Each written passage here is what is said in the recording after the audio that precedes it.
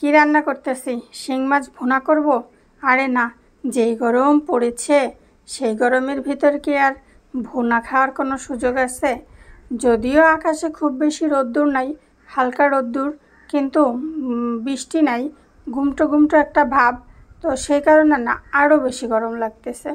যাই হোক, এই যে উস্তেগুলোকে দেখাই দিলাম। তো আম্মু রান্নাটা আগে শুরু করে দিয়েছিল অলরেডি। যে আমাদের পেঁয়াজটাকে রসুন আর জিরা একসাথে ভেজে রাখা হয়েছে, রেখে এটাকে পাটার উপরে রেখে দিয়েছে। বর্ষাকালে মরিচ কিনলে কি এক জ্বালা, শুধু অর্ধেকই নষ্ট হয়ে যায় বলেন। ওয়াও, মাছের ডিম! আমি না মাছের ডিম খেতে অনেক পছন্দ করি। তো যাই হোক, এই যে আমার আলু আর এখানে আছে কিছু করলা। এটাকে করলা বলবো না উস্তে বলবো ঠিক জানি না। এটা উস্তে না করলা আমি বুঝতেছি না। তো আলু, উস্তে, করলা, লবণ। এবার এটাকে একটু এটার সাথে আর একটা জিনিস দিতে হবে, হলুদ। এবার এই হলুদ দেওয়ার পরে এটাকে না সুন্দর করে নাড়াচাড়া করতে হবে। মাছগুলোকে তো আগেই ভেজে তুলে রেখেছি, কাঁচামরিচটা একটু ধুয়ে বাস ছেড়ে দিয়েছি উপর থেকে। এবার এটাকে আর একটু ভালো করে নাড়াচাড়া করতে হবে। আমরা না সব তরকারিটাকেই চেষ্টা করি কষিয়ে রান্না করতে। যত বেশি কষাবা তত বেশি মজা হবে। আমি জানি না আমরা এটা করি, আপনারা কি করেন সেটা তো বলতে পারবো না।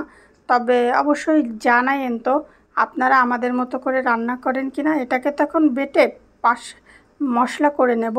এদিকে তাকায় দেখি যে আমার পানিটা বেশ টানা টানা হয়ে গেছে, মানে একটু শুকিয়ে গিয়েছে আর কি, মানে আমার কষানোটা শেষ। এবার আমি পর্যাপ্ত পরিমাণের ঝোলের পানি দিলাম। আসলে কি বলেন তো, মানে কি যেন বলে, করলার ঝোলটা একটু পাতলা পাতলা হলে গরম ভাতের সাথে খেতে অনেক মজা লাগে গাইস। তো আমরা তো আসলে খাই, আপনারা কেউ আমাদের মতো এইভাবে পাতলা করে কি ঝোল রান্না করে খান? এটা বেশ একটু পানি পানি হবে আর কি, বুঝতে পারছেন না ব্যাপারটা? একটু পানি পানি করেই রান্না করব। যাই হোক, আমার আম্মু রান্না করতেছে আর আমি এপাশে চলে আসছি গরমে। যে দেখি আমার আম্মুর মশলা বাটা হয়ে গেছে। তো যাই হোক, এবারে যে ঝোলের ভিতরে আমরা মশলাটা দিয়ে একটু ভালো মতো করে নাড়াচাড়া করতে হবে, যাতে মশলাটা সুন্দর করে ঝোলের সাথে মিশে যায়। আরও 2-4 মিনিট একটু নাড়াচাড়া করতে হবে আর রান্না করতে হবে। তারপরে নাড়াচাড়া করে এইবার দেখেন মাছের ডিম হয়েছে। আর এই ডিমগুলো আমার আম্মু আমাকে তুলে দিচ্ছে খাওয়ার জন্য, বুঝতে পারছেন? তো যাই হোক, এবার এই যে নাড়াচাড়া দেওয়া শেষ।